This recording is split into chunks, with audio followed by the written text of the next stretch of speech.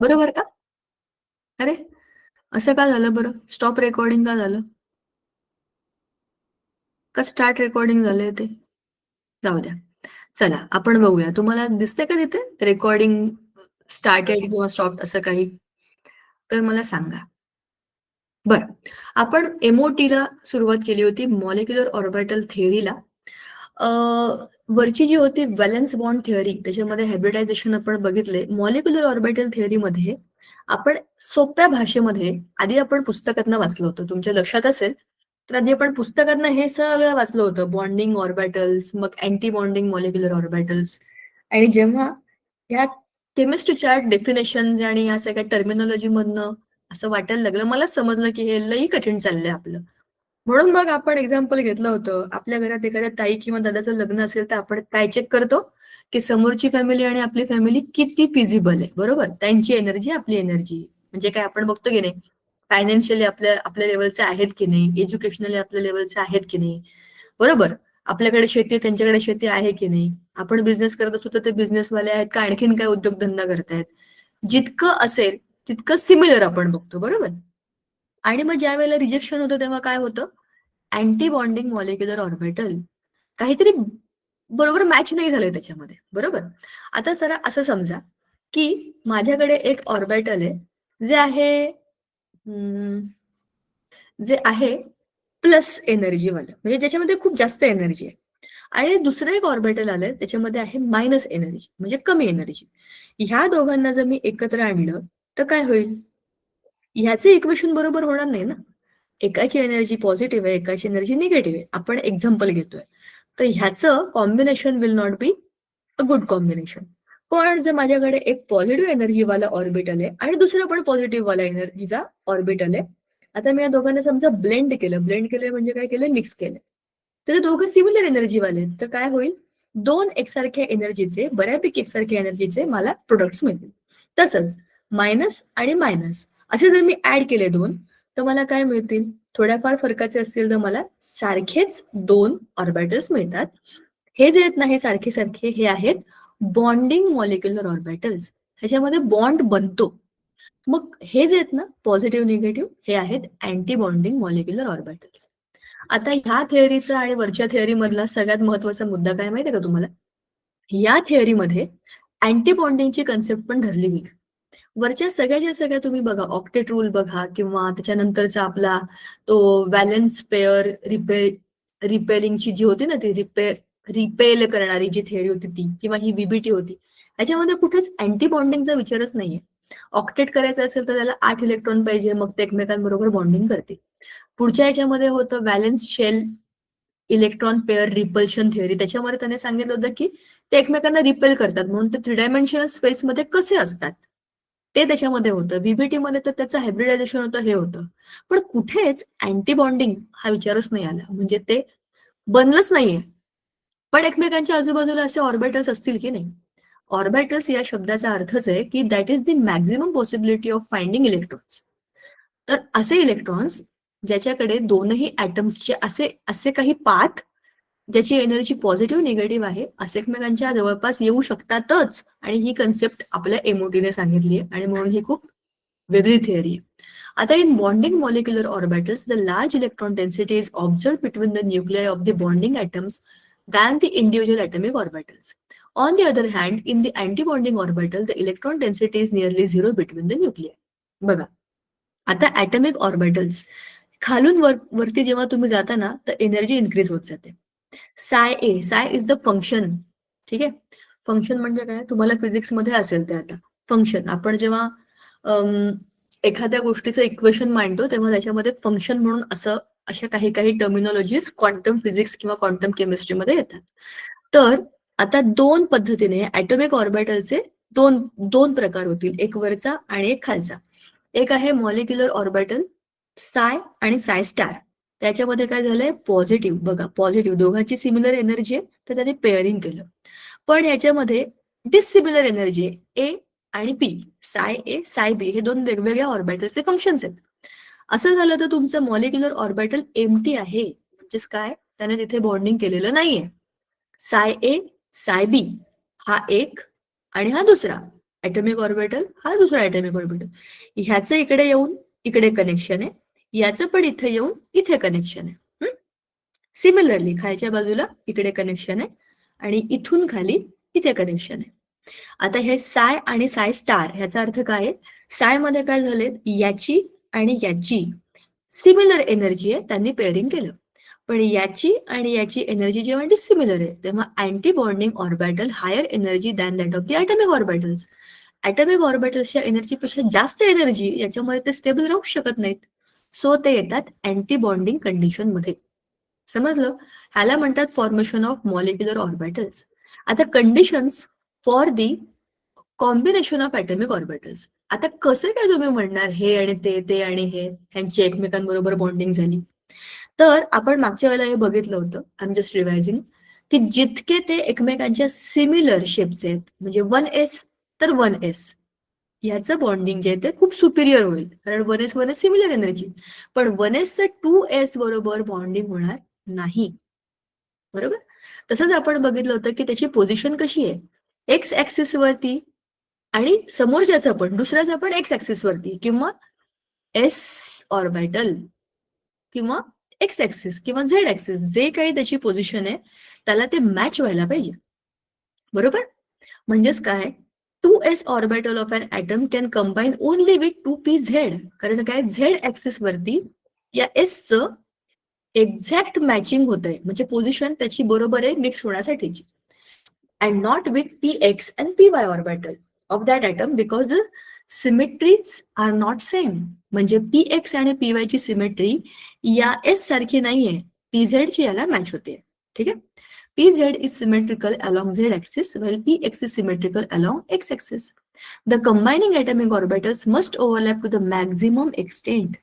अर्धवट एकमेकांबरोबर ओव्हरलॅप केले असेल तर तो बॉन्ड कसा काय स्टेबल होईल? Greater the overlap greater is the electron density. म्हणजेच जितके हे ॲटॉमिक ऑर्बिटल्स एकमेकांना मॅक्झिमम ओव्हरलॅप करतील, मॅक्झिमम ओव्हरलॅप, आपण ह्या चित्रात बघितलं होतं बघा, हा एच ॲटम हे आयसोलेटेड म्हणजे वेगवेगळे आहेत.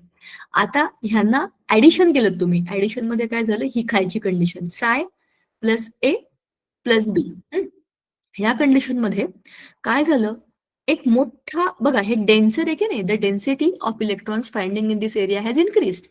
तर हे काय झालंय आता, बॉन्डिंग मॉलिक्युलर ऑर्बिटल वरच्या बाजूला हे मायनस मध्ये गेले, म्हणजे ह्याची एनर्जी एकमेकांना मॅच झालेली नाहीये, पोझिशन वाईज नसेल किंवा एनर्जी वाईज नसेल. तर अँटी बॉन्डिंग मध्ये काय होईल, हे एकमेकांपासून लांब जातील, they will not make any overlap. ठीक आहे? Energy of isolated H atoms in the anti bonding condition, आणि ही this is your bonding condition. तर याच्यामध्ये जितकं मॅक्झिमम ओव्हरलॅप होईल तितके तुमचे इलेक्ट्रॉन्स त्या दोघांमध्ये शेअर्ड असतील आणि बॉन्ड तेवढा घट्ट असेल. नंतर आपण खाली बघितलं होतं की साय आणि आपलं पाय आणि सिग्मा बॉन्ड्स. तर sigma is the strong bond, कारण की तो ऍक्सिसवर असतो, आणि हे आहेत पाय बॉन्ड्स. पाय आणि पाय स्टार, परत त्याच्यामध्ये बॉन्डिंग आणि अँटी बॉन्डिंग येतात. Sigma bonding, sigma anti bonding, पाय बॉन्डिंग आणि पाय अँटी बॉन्डिंग, असे दोनही प्रकारचे ऑर्बिटल्स आपल्याला दिसतात. आता बघा ना, हे पाय, हे दोन लाल लाल रंगाचे जे ऑर्बिटल्स आहेत एकमेकांना पॉझिटिव्ह एनर्जीने ऍड झाले, तर काय झाला, मोठी डेन्सिटी ऑफ फाइंडिंग इलेक्ट्रॉन्स. हे दोघं एकमेकांबरोबर ओव्हरलॅप झाले, तर काय झाला, पाय पण पॉझिटिव्ह, म्हणजेच काय, ह्याला म्हणतात लॅटरल ओव्हरलॅप. लॅटरल म्हणजे बाजूबाजूने, हे पूर्ण एकमेकांना ओव्हरलॅप नाही करू शकत, पण मग हे लॅटरल ओव्हरलॅप मध्ये पाय बॉन्ड बनवतात. आता इकडे बघा, एक लाल आहे एक निळा आहे, हे ऑड कॉम्बिनेशन आहे, म्हणजे हे एकमेकांबरोबर अँटी बॉन्डिंग कॉम्बिनेशन मध्ये आले. लाईकवाईज इकडे ब्ल्यू इकडे रेड, हे पण एकमेकांबरोबर बॉन्ड बनवणार नाही, म्हणून हे पाय स्टार मध्ये गेले, त्याला आपण म्हणतो अँटी बॉन्डिंग कंडिशन. राईट? ही झाली आपल्या एमओटीची आतापर्यंतची केस. आता the px py orbitals are not symmetrical along the bond axis. They have a positive lobe above the axis and negative lobe below the axis. आता px आणि py हे जे काय आहेत ना, हे त्यांच्या बॉन्ड ऍक्सिसला सिमेट्रिकल नाही आहेत. त्यांचा पॉझिटिव्ह लोब वरती आहे आणि निगेटिव्ह लोब खाली आहे. Hence, linear combination of such orbital leads to the formation of molecular orbitals with positive and negative lobes above and below. त्यालाच आपण म्हणतो पाय बॉन्डिंग. वरती पॉझिटिव्ह पॉझिटिव्ह, खाली निगेटिव्ह निगेटिव्ह असं झालं तर काय होईल तुमचं बॉन्डिंग. आणि पॉझिटिव्ह निगेटिव्ह निगेटिव्ह पॉझिटिव्ह असेल तर काय होईल अँटी बॉन्डिंग. बरोबर. हे त्याच्यामध्ये दिलेलं आहे. हे पीएक्स आणि पीवाय ऑर्बिटल्सच्या बाबतीतली कंडिशन आहे. आता energy levels and electronic configuration. आता बघा इथून खरी स्टोरी सुरू होते. आपल्याला कळलं दोन वेगवेगळे ऍटम्स आहेत, ऍटम ए ऍटम बी. ह्या दोघांच्या ऍटम्सच्या ऑर्बिटल्सने एकमेकांना ओव्हरलॅप करण्यासाठी एकत्र येऊन काहीतरी बॉन्डिंगची सिच्युएशन क्रिएट केलेली आहे. जर दोघांची एनर्जी सिमिलर आहे, त्याची सिमेट्री सिमिलर आहे, मॅक्झिमम ओव्हरलॅप झाला आहे, तर काय होईल तुमचं बॉन्डिंग होईल. नाहीतर काय होईल अँटी बॉन्डिंग होईल. एवढी सोपी खरं तर ही थेअरी आहे, एवढीच थेअरी आहे खरं सांगते. पण आता याच्यामध्ये पुढल्या गोष्टी वाढतात की आता हे बॉन्डिंग बॉन्डिंग होईल, अँटी बॉन्डिंग होईल, पण त्याचा काहीतरी क्रम असेल. कारण की खूप साऱ्या वेगवेगळ्या ऑर्बिटल्स एकमेकांना ओव्हरलॅप करू शकतात.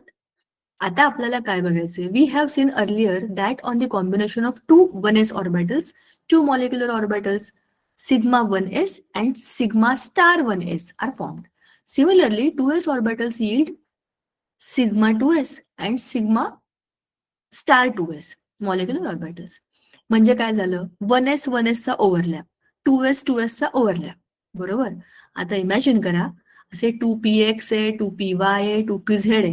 हे तर आपण फक्त 1s 2s 2p बद्दल बोलतोय. असे 3s 3p 3d असे असतात, 4s 4p 4d 4f असे पण असतात. आपल्याला त्या सगळ्यामध्ये एवढ्यात घुसायचं नाही. आपल्याला सुरुवात आहे आणि सुरुवातच खूप जास्त आहे आपल्यासाठीच. बघा आता the three 2p orbitals on one atom combined with three 2p orbitals on another atom forming 6 molecular orbitals. आता बघा काय चाललंय हे जरा ना शांतीत समजून घ्या, मग तुम्हाला समजेल की हे खालून एवढे आले कुठून. 3 2p ऑर्बिटल्स, हा पहिला आयटम आहे ना, याचे हे 3 2p ऑर्बिटल्स आहेत. 2px 2py 2pz हे याचे. असेच याचे पण तर आहेत ना, हे वर काढते मी. 2px 2py 2pz बरोबर. हे झाले याचे 3p आणि हे झाले याचे 3p इथे आले. आता ह्या तिघांचं आणि ह्या तिघांचं मिळून एकूण 6 आपल्याला मिळणार आहेत combinations.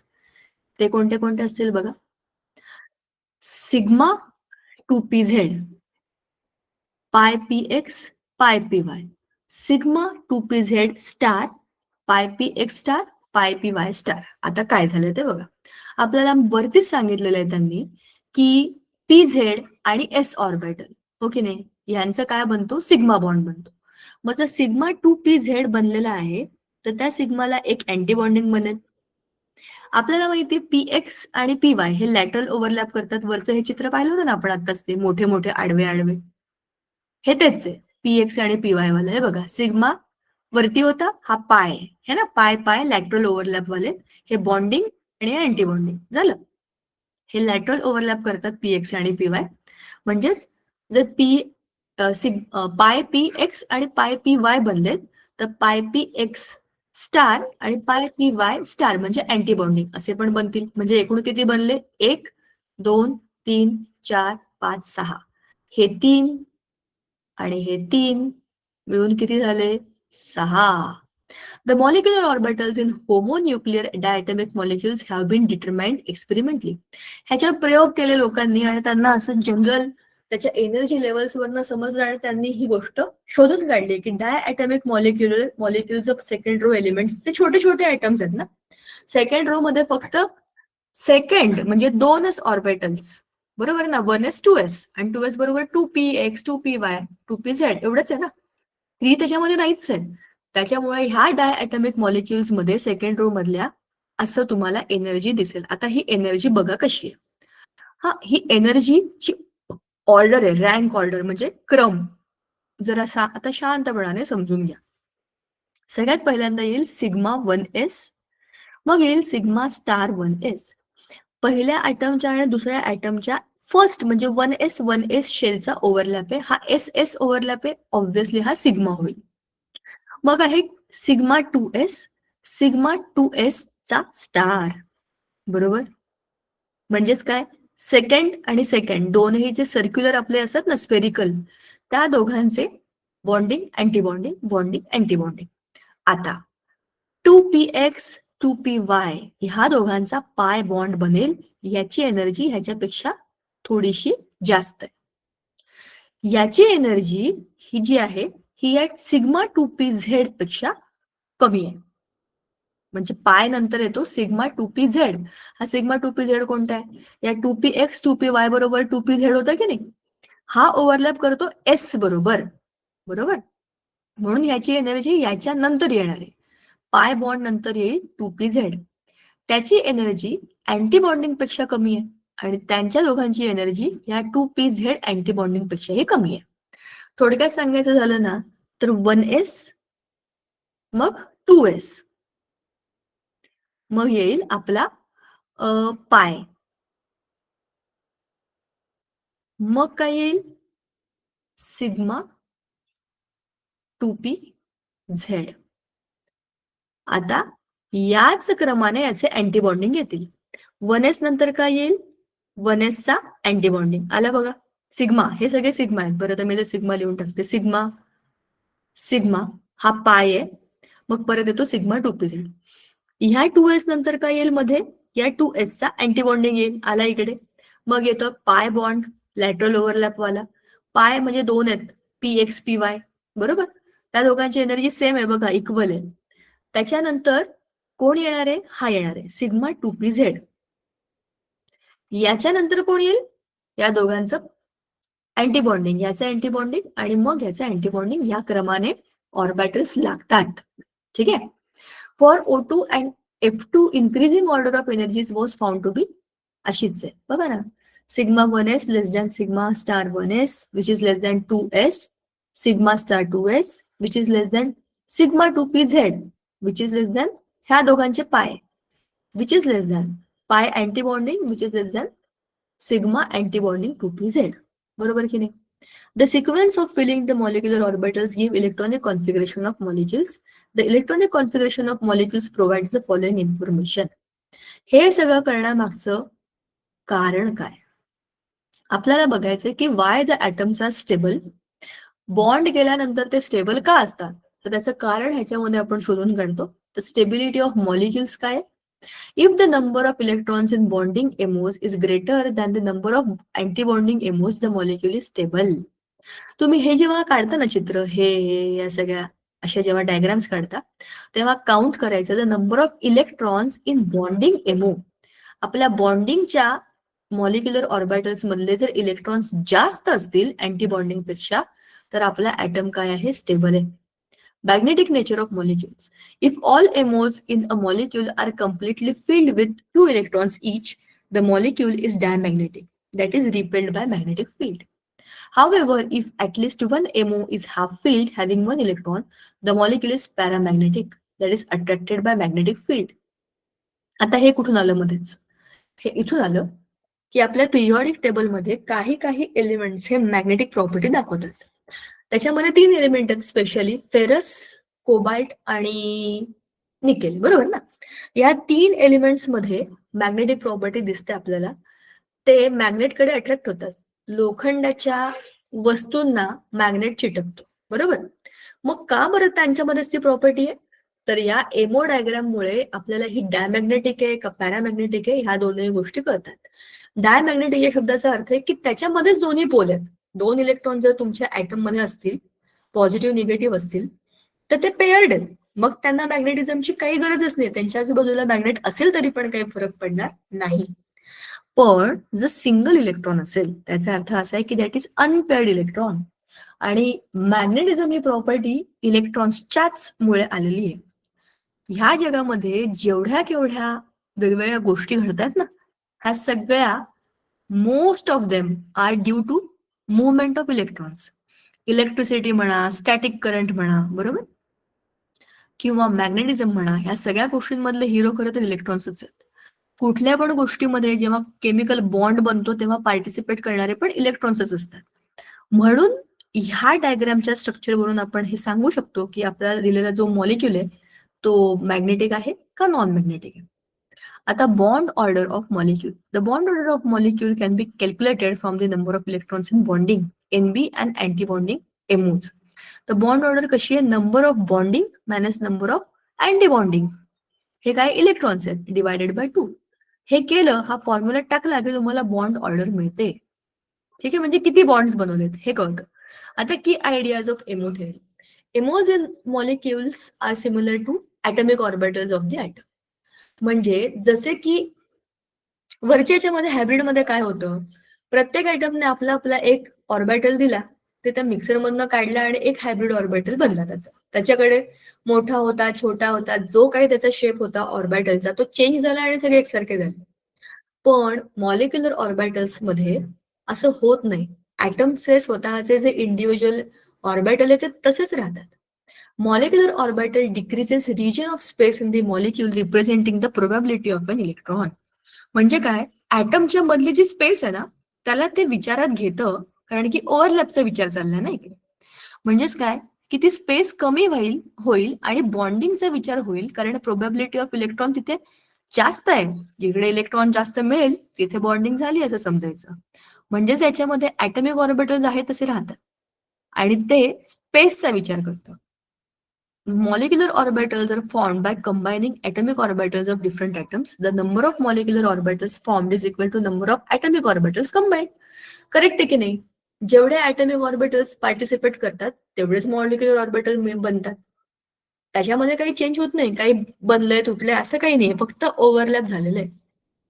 Atomic orbitals of comparable energies and proper symmetry combine to form molecular orbitals.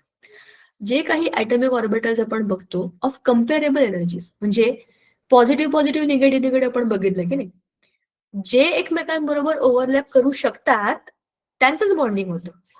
एमोज म्हणजे molecular orbitals those are lower in energy than the starting atomic orbitals are bonding आणि those with higher energy are anti bonding. बरोबर. Sigma इथे star यायला पाहिजे खरं वरती. Sigma bond आणि sigma star anti bonding. बरोबर. The electrons are filled in MOs beginning with the lowest energy.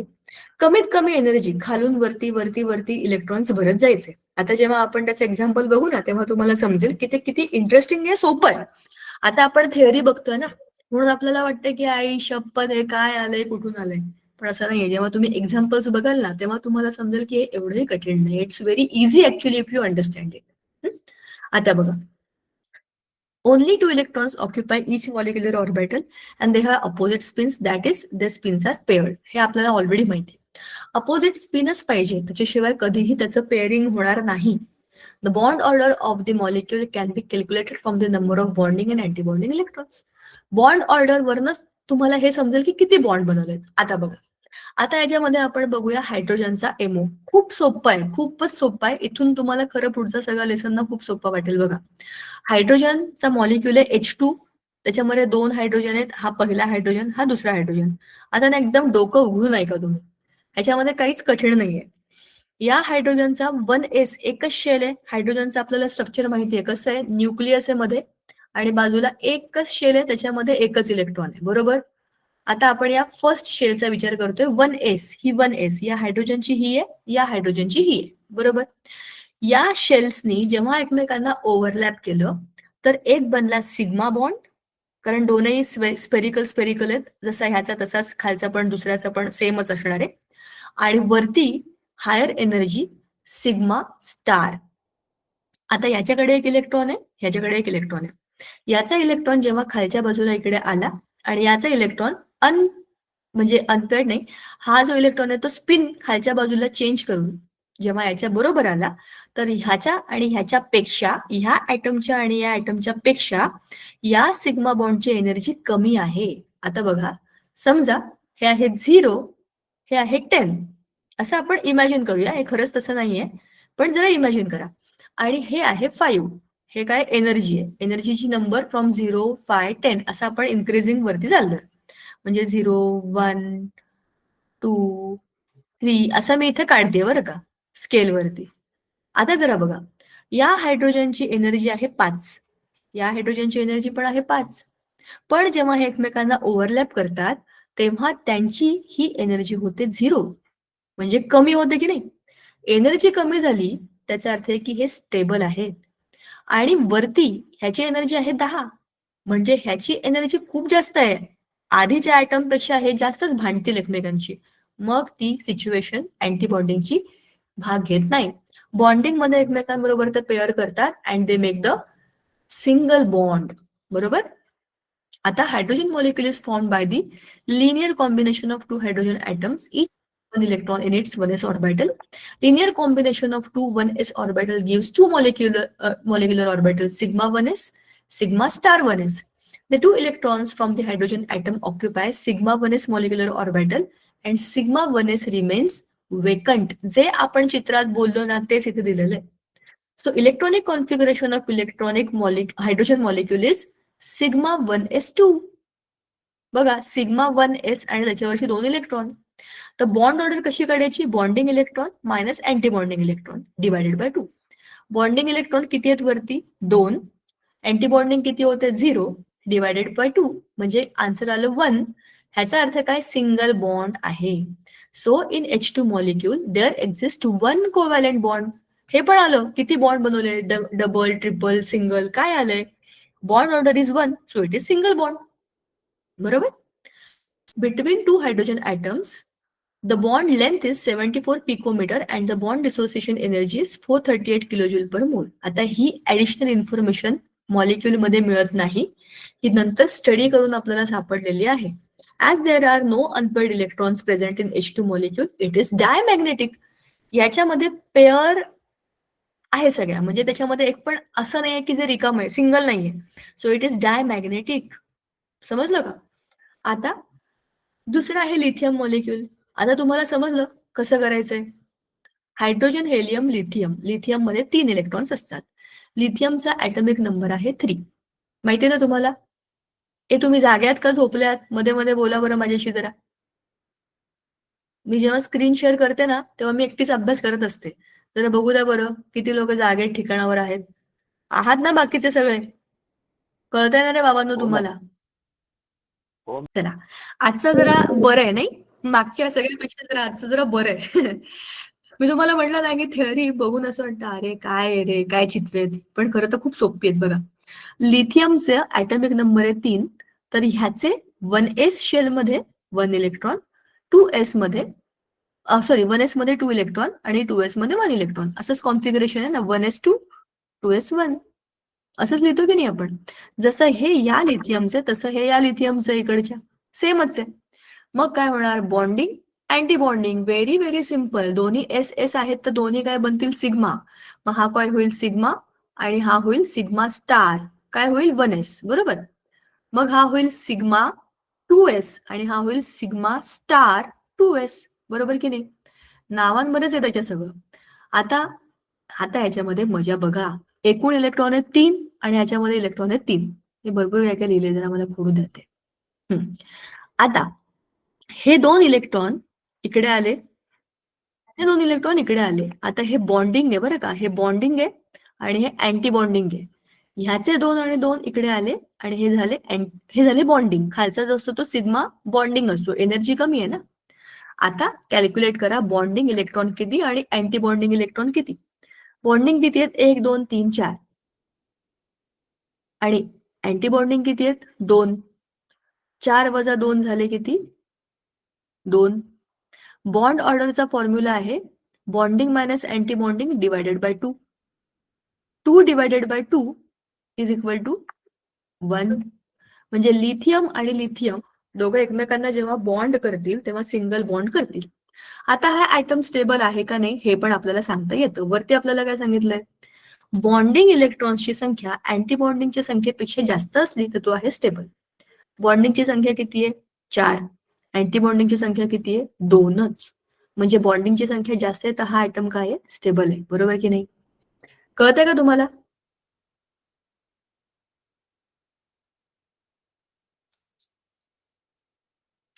आणि त्या सगळ्या ज्या काही आपल्या शेल आहेत त्यांचा आपण आता इथे सिक्वेन्स म्हणजे त्याचा एनर्जीचा क्रम आपण लावलेला आहे. Sigma 1s, sigma star 1s, sigma 2s, sigma star 2s. अशा पद्धतीने बघा बॉन्ड ऑर्डर तीच काढली जी आपण काढली आहे. बरोबर? म्हणजेच काय आहे इट इज, आणि हा हे सगळे पेअर्ड आहेत म्हणजे ते काय आहे डायमॅग्नेटिक. आता पुढे आणखी एक मॉलिक्यूल दिलेला आहे आपल्याला, तो आहे N2. नायट्रोजन मध्ये इलेक्ट्रॉन्सची संख्या जास्त आहे. नायट्रोजन काय, नायट्रोजनचा ऍटॉमिक नंबर सांगा जरा. Hydrogen, helium, lithium, beryllium, boron, carbon, nitrogen is 7. बरोबर की नाही? 3 आणि 2 5 आणि 2 7 7 इलेक्ट्रॉन आहेत. आता बघा 2 2 4 5 6 7 आता याच्यामध्ये 2p आला. ह्याचा पण 2p, ह्याचा पण 2p. इकडे पण एक नायट्रोजन, इकडे पण नाही. सेमच स्ट्रक्चर असणार आहे. इकडे जसे तसे इकडे, कारण दोनही डायॲटॉमिक मॉलिक्यूल सारखेच आहेत. आता याच्यामध्ये 1s 2s 2p आणि ह्याचे 2p अर्धे, ह्याचे 2p अर्धे. बरोबर? असं बॉन्डिंग चाललेलं आहे. आता sigma 1s sigma 1s antibond, sigma 2s sigma 2s antibonding, आणि नंतर आपल्याला माहिती होतं की पाय येतात, पाय लॅटरल ओव्हरलॅप वाले. त्याच्यामध्ये पण पाय px पाय py आणि पाय pz ची एनर्जी थोडीशी त्याच्यापेक्षा कमी असते. खरं तर हे खाली यायला पाहिजे. आणि नंतर याचं अँटीबॉन्डिंग वरती आणि हे इकडे. ऍक्च्युली ह्यांची एनर्जी बऱ्यापैकी सिमिलर असते कारण हे सगळेच पाय बॉन्ड आहेत. आपलं सॉरी हे सिग्मा आहे पण हे सगळे पी ऑर्बिटल्स आहेत. ठीक आहे. आता जेव्हा ह्याचं कॉम्बिनेशन होतं सगळेच्या सगळे हे 3 आणि हे 3 या खालच्याच बॉन्ड्स मध्ये गेले. बरोबर की नाही? या पाय नंतर या सिग्माची एनर्जी आहे म्हणजे याच्यानंतर सिग्मा 2pz आणि त्याचा अँटीबॉन्डिंग त्याच्यावरती. मग आता तुम्हीच कॅल्क्युलेट करा बॉन्डिंगची संख्या किती आहे. 2 2 4 5 6 7 8 9 10 10 बॉन्डिंग. आणि अँटीबॉन्डिंग किती आहेत लेटेस्ट कॅल्क्युलेट. 1 2 3 4 वजा 4 भागिले 2, 10 वजा 4 भागिले 2 म्हणजे किती 6 भागिले 2 उरले किती 3. बरोबर? म्हणजे नायट्रोजन नायट्रोजन एकमेकांबरोबर ट्रिपल बॉन्ड बनवतो. म्हणजे आता तुमचा मॉलिक्यूल तुम्ही कसं लिहिणार. N triple bond N. बरोबर की नाही? समजतंय ना? आणि शिवाय सगळे एकमेकांबरोबर पेअर्ड आहेत म्हणजे हा काय आहे डायॲटॉमिक मॉलिक्यूल आहे. आता अशा पद्धतीने तुम्ही ऑक्सिजनचं पण बघा आणि फ्लोरीनचं पण बघा. आता पॅरामीटर्स ऑफ कोव्हॅलंट बॉन्ड. एक आहे bond angle. A covalent bond is characterized by different parameters. These parameters help to understand how strong is the bond between two atoms. एखाद्या कोव्हॅलंट कंपाऊंड मधला बॉन्ड किती स्ट्रॉंग आहे हे कशावरून ठरवायचं. पहिली गोष्ट आहे bond angle. The electrons which participate in bond formation are present in orbitals. The angle between the orbitals holding the bonding electrons is called the bond angle. दोन आणि मधला असा जो काही अँगल आहे जसं की आपण हा असा अँगल काढतो की नाही 90 डिग्रीज, हा झाला ऑप्ट्यूज, हा झाला अॅक्यूट. तसं ह्या तिघांचा मिळून एक कोन बनतो, अँगल बनतो. त्या अँगल वरून ठरतं की हे किती स्टेबल आहे. जसं bond angle can be determined experimentally using spectroscopic technique. म्हणजे आपल्याला जेव्हा ऍटमचं स्ट्रक्चर कळतं तेव्हा त्याच्यानं आपल्याला बॉन्ड अँगल काढता येतो. Value of bond angle gives an idea about the arrangement of orbitals around the central atom and shape of the molecule. H2O चा बॉन्ड अँगल आपल्याला माहिती आहे 104 डिग्री, NH3 चा 107 आणि BF3 चा 120 डिग्री. म्हणजे बॉन्ड अँगल वरून आपल्याला कळतं की ते 3 डायमेन्शनली कसं आहे, स्टेबल आहे का कसं आहे, मधल्या सेंट्रल ॲटमच्या आजूबाजूला बाकीचे कसं चिटकलेले आहेत. नंतर आहे बॉन्ड एन्थाल्पी. एन्थाल्पी शब्दाचा अर्थ आहे हीट किंवा energy. The amount of energy required to break one mole of bond of one type present between two atoms in the gaseous state is termed as bond enthalpy. Gaseous state मधल्या 1 मोल एवढ्या गॅसला म्हणजे एवढ्या त्या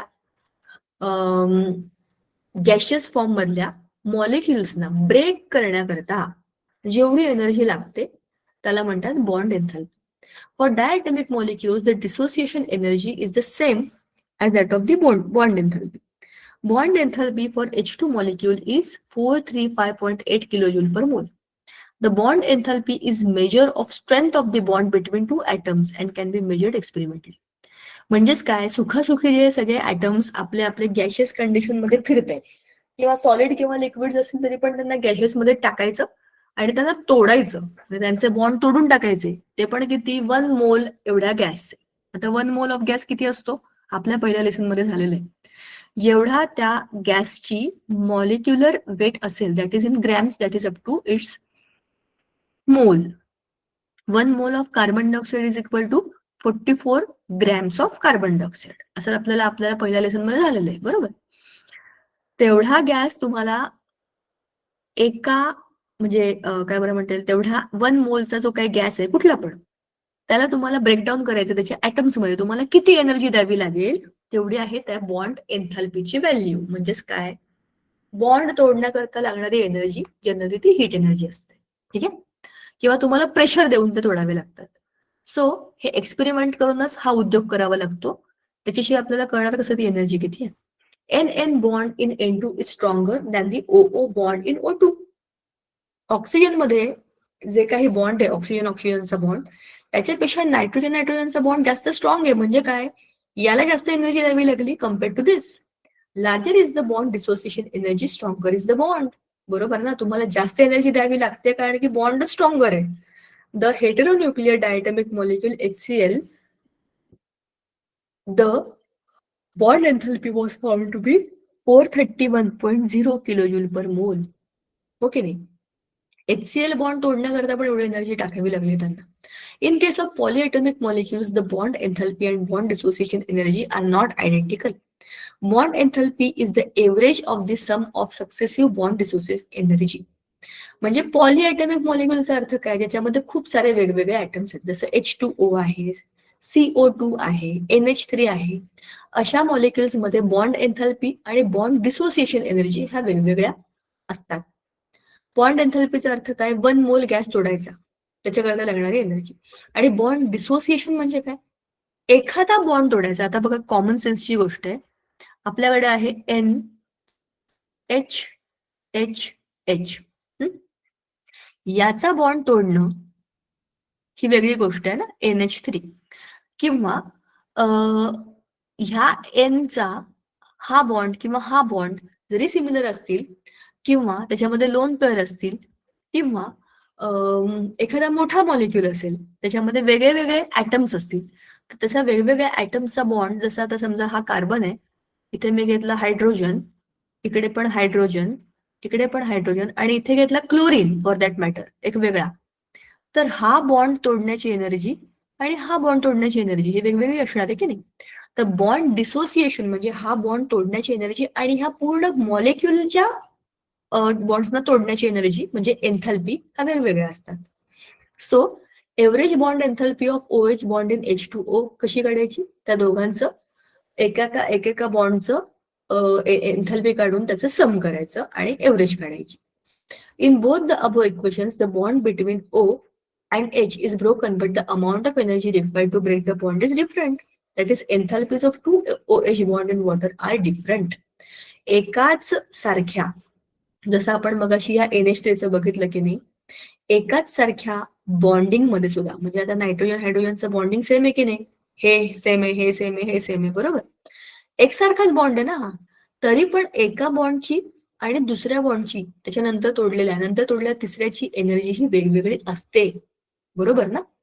दिस difference arises due to the fact that cleavage of the 2 OH bonds in water takes place in 2 steps. The first step, OH bond breaks, leaving behind OH radical. Now the electronic environment around oxygen 2, which hydrogen is attached, is different than that of the H2O मधला oxygen, and this causes change in the successive bond dissociation energy. म्हणजे पहिला bond तुटल्यानंतर आपल्या त्या condition मध्ये आजूबाजूला असलेल्या ऍटमच्या आजूबाजूला असलेल्या सिच्युएशन मध्ये इलेक्ट्रॉन्स असणं, पॉझिटिव्ह एनर्जी असणं, ह्या गोष्टी बदलतात. म्हणून पुढचा बॉन्ड तोडण्याकरता जास्तीची एनर्जी किंवा डिपेंडिंग ऑन मॉलिक्यूल कमी एनर्जी पण लागता येऊ शकते. Same difference is observed in enthalpy values of OH bond in C2H5OH. Oxygen here is attach to C2H5OH group. बघा, हा जो OH आहे की नाही, हा या C2H5 ला चिटकलेला आहे. So therefore hydrogen of OH is in different environment than hydrogen of HOH. बरोबर की नाही? या कार्बनला पण हायड्रोजन लागलेले आहेत. त्याच्यापेक्षा हा OH मधला हायड्रोजन वेगळा आहे. ह्याला तोडण्याची एनर्जी वेगळी, त्याला तोडण्याची एनर्जी वेगळी, कारण की त्याच्यात पार्टिसिपेट करणारे ॲटम्सच वेगळे आहेत. In the same way, the bond enthalpy value of any covalent bond is slightly different for each bond of that kind in the given molecule and also different molecules.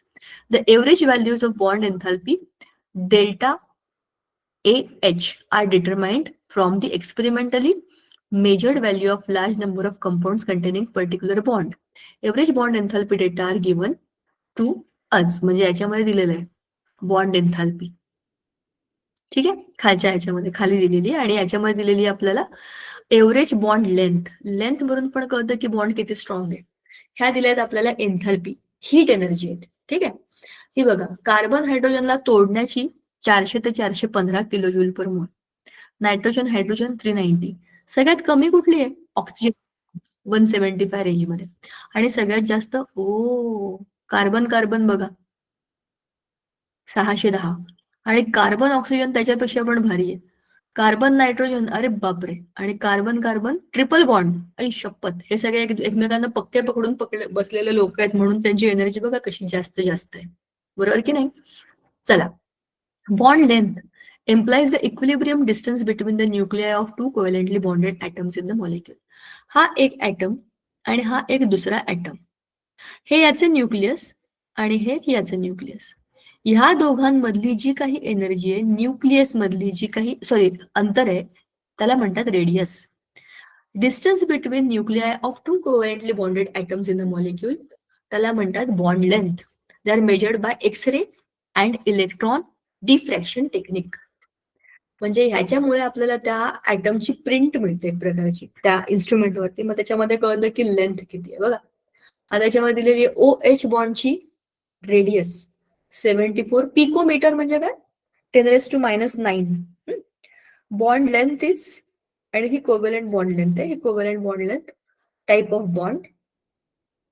आणि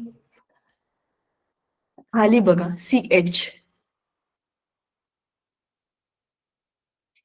हे वेगळं आहे आणि हे वेगळं आहे. हा, OH चं 96, CH चं 107, NO चं 136, CO चं 143. ही सगळी इन्फॉर्मेशन आहे. मॅक्झिमम क्लोरीनची आहे का? नाही, ब्रोमिनची रेडियस एवढी मोठी आहे. आयोडीनची त्याच्यावर मोठी आहे, कारण आयोडीन हा मॉलिक्युलच मोठा आहे बरं का, स्वतःच मोठा मॉलिक्युल येतो. तर दोन जाडे मॉलिक्युल बाजूला बसले की त्याच्यामध्ये इलेक्ट्रॉनची संख्या वाढणारच आहे आणि ती लेंथ पण वाढेल. करेक्ट आहे की नाही? आता each atom of the bonded pair contributes to the bond length. Bond lengths depend upon the size of atoms and multiplicity of bonds. बरोबरच आहे. It increases with increase in size of atoms and decreases with increase in multiplicity of the bond. आता ह्या सगळ्या गोष्टी ज्या आहेत ना, त्या बॉन्डच्या लेंथसाठी जर लांब असेल तर ते एकमेकांपासून अंतरावरती आहेत. जर डिस्टन्स कमी असेल त्याचा अर्थ काय आहे की ते एकमेकांच्या जवळ आहेत आणि बॉन्ड हा स्ट्रॉंग आहे. बॉन्ड ऑर्डर म्हणजे काय? Number of bonds. According to Lewis theory, the bond order is equal to the number of bonds. बरोबर की नाही? मग H2 मधला बॉन्ड HH म्हणजे single bond, O2 OO double bond आणि N2 मधला triple bond. Isoelectronic molecule जरी त्यांचं H2O2 N2 असं लिहितो ना आपण नाव, तरी पण त्याच्यामध्ये बॉन्ड 1, 2, 3 असे वेगवेगळे आहेत. ठीक आहे की नाही? So iso electronic molecules and ions have identical bond order. For example, N2CO, NO plus each have bond order of 3. F2 whereas O2 minus 2 has bond order 1. Stabilities of molecules can be determined by knowing the bond order. As bond order increases, bond enthalpy increases and bond length decreases. ह्याचा अर्थ असा आहे, length वाढली की काय होणार आहे तुमचा?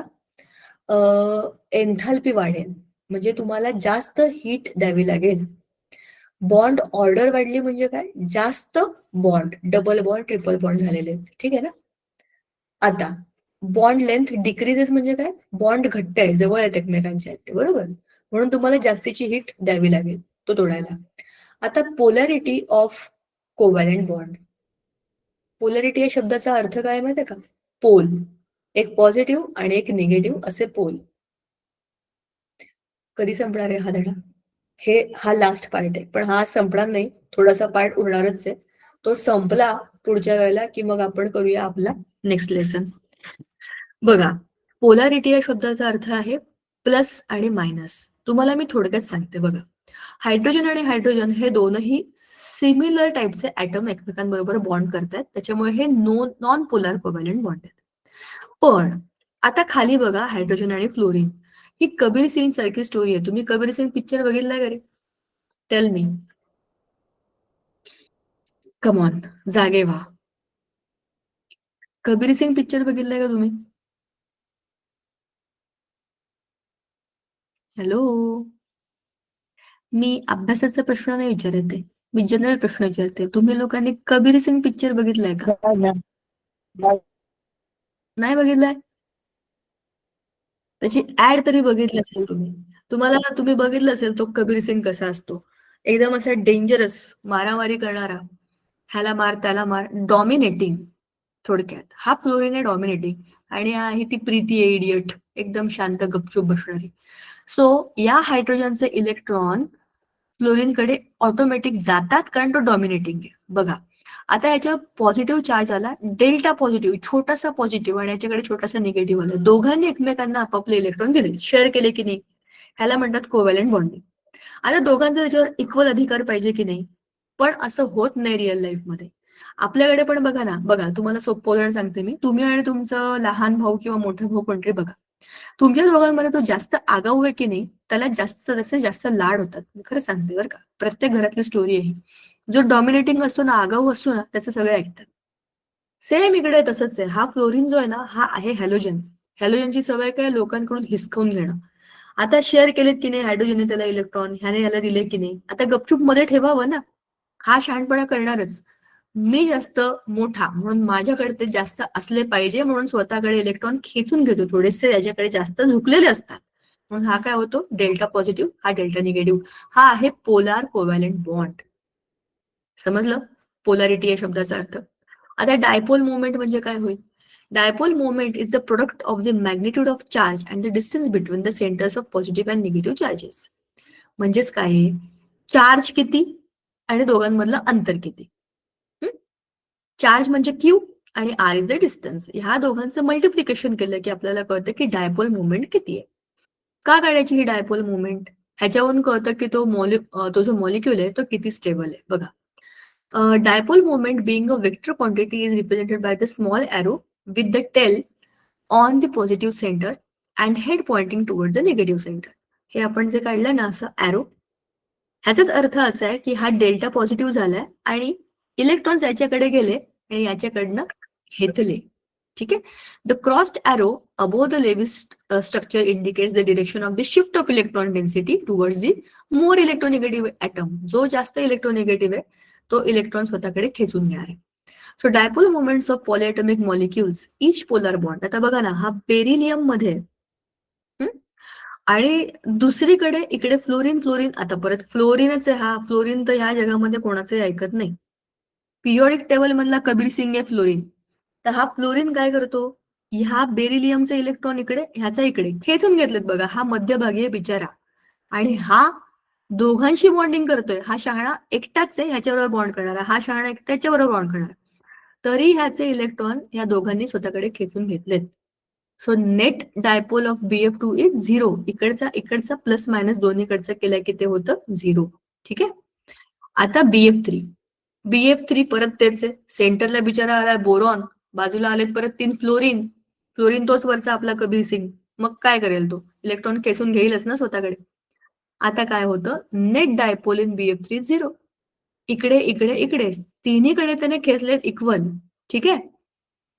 Loan pairs and dipole movement. आता काय होतं, लोन पेअर्स म्हणजे काय असतात, ते कान असतात एक्स्ट्रा, त्याच्यामध्ये ऑलरेडी शेअर्ड पेअर असतात. पेअर आहेत त्याच्यामध्ये, आणि त्याच्या एका वेगळ्या ऑर्बिटलमध्ये बसलेल्या असतात प्रमुख पाहुणे. NH3 मध्ये नायट्रोजन वरती एक लोन पेअर आहे, H2O मध्ये ऑक्सिजन वरती 2 लोन पेअर आहेत. आता त्या काय करतात, त्यांच्याकडे ऑलरेडी पेअर्ड इलेक्ट्रॉन आहेत, त्या ऑर्बिटलमध्ये स्वतः दोघं बसलेले असतात. मग ते काय करतात, ते ढकलतात दुसऱ्यांना, कारण त्यांच्यामध्ये निगेटिव्हिटी जास्त आहे. ते घरातले प्रमुख पाहुणे असतात ना, घरातल्या घरात भांडणं लावत राहतात, तसेच नायट्रोजनचेच इलेक्ट्रॉन्स आहेत ते, आणि स्वतः मस्तपैकी बसले ते एका स्पेशल रूम मध्ये, पण बाकीच्यांना ढकललं बघा त्यांनी खाली. हा पण हे दोन लोन पेअर यांचं पण एकमेकांशी पटत नाही आणि इतरांना पण ते डॉमिनेट करत राहतात. सो मग काय, बोथ दिस मॉलिक्युल्स आर हायली पोलार. का बरं?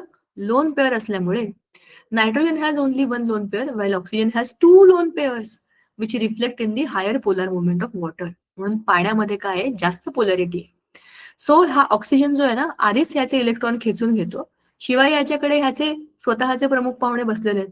मग हे जे बिचारे आहेत ना, H+H+, डेल्टा डेल्टा, हे खालच्या ऑक्सिजनकडे अट्रॅक्ट होतात. अशा पद्धतीने बायपोलर मुवमेंट ही चालू राहते. ठीक आहे. सो आपण ह्या गोष्टीचा शेवट पुढच्या वेळेला करूया. अगदी थोडासाच भाग राहिलेला आहे. हा झाला की we will start with the periodic table. I also need a change along with you. So आज आपण जे काही बोललो, जे काही डिस्कस केलं, हे बऱ्यापैकी सोपं होतं. मॉलिक्युलर ऑर्बिटल थिअरी ही कम्पॅरेटिव्हली बऱ्यापैकी सोपी आहे, हो की नाही?